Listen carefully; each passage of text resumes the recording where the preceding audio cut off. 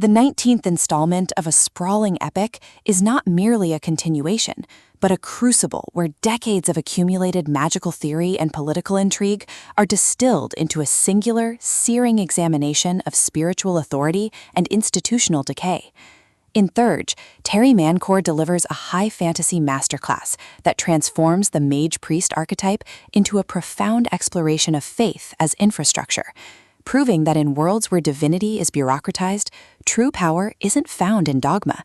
It's forged in the radical act of questioning the very source of your mandate when the system demands blind obedience. This isn't merely another entry in a beloved series. It's a psychologically precise narrative where every ritual feels like both sacrament and subversion.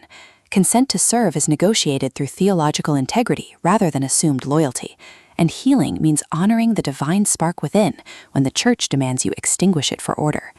From the first incense-laden narration, listeners are immersed in a world where liturgy is legislation and presence is the only true prayer.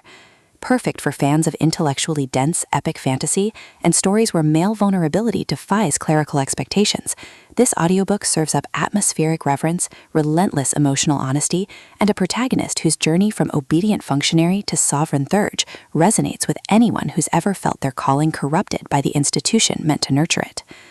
When Senior Theurge Kalen Vance is dispatched to investigate a heretical commune in the war-torn borderlands, he expects routine suppression, not to discover their forbidden practices mirror the exact spiritual truths the magisterium has spent centuries suppressing, and the heretics he's ordered to silence carry the same divine resonance he was taught to distrust in himself.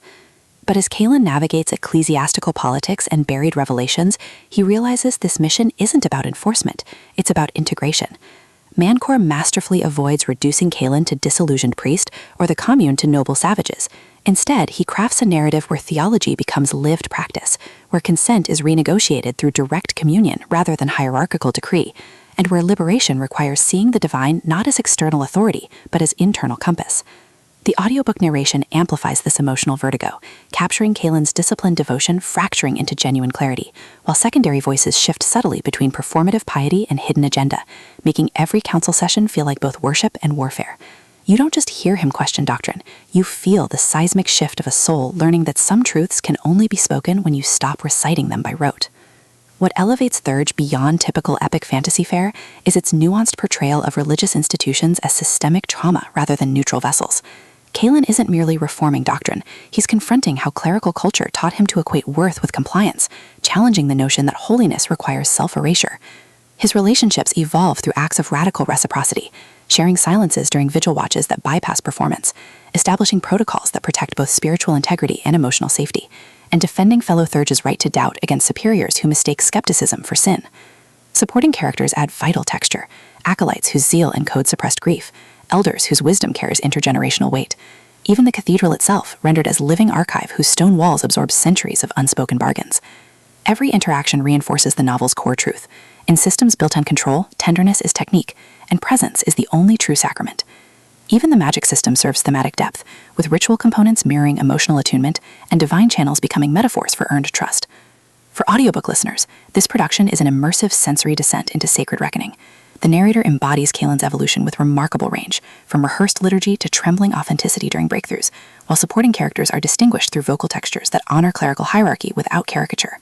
Sound design enhances atmosphere without overwhelming immersion, distant chant marking temporal rhythm, rain against stained glass during vulnerable confessions, the hushed rustle of vestments syncing with breath during moments of revelation, all anchor mythic stakes and tangible reality. Pacing mirrors the cadence of spiritual crisis, deliberate during reflection and foundational bonding, then surging with urgency as external pressures collide with internal awakenings. Whether you're commuting through secular routines or sitting in twilight solitude, the audiobook creates a portable sanctuary where slowness feels sacred and embodiment feels lifeline. Its storytelling is somatic validation, transforming passive listening into active participation in a journey where salvation isn't found in perfection, but in the courage to question. Ultimately, Theurge redefines epic fantasy by centering spiritual epistemology within institutional frameworks. It satisfies genre cravings for rich world-building and cathartic resolution, while delivering substantive commentary on religious trauma, masculine vulnerability, and the radical act of trusting embodied knowing when systems demand conformity. Prior series knowledge enriches context, but this volume stands confidently as a complete emotional odyssey for returning readers. If you've ever wondered whether faith can coexist with doubt, or if true strength requires embracing what others fear, This audiobook will affirm that sometimes the most powerful act is simply listening to the silence between the prayers.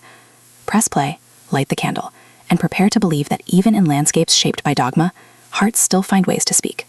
Your next favorite epic isn't waiting in flawless doctrine. It's waiting in the brave, trembling choice to seek truth beyond the altar.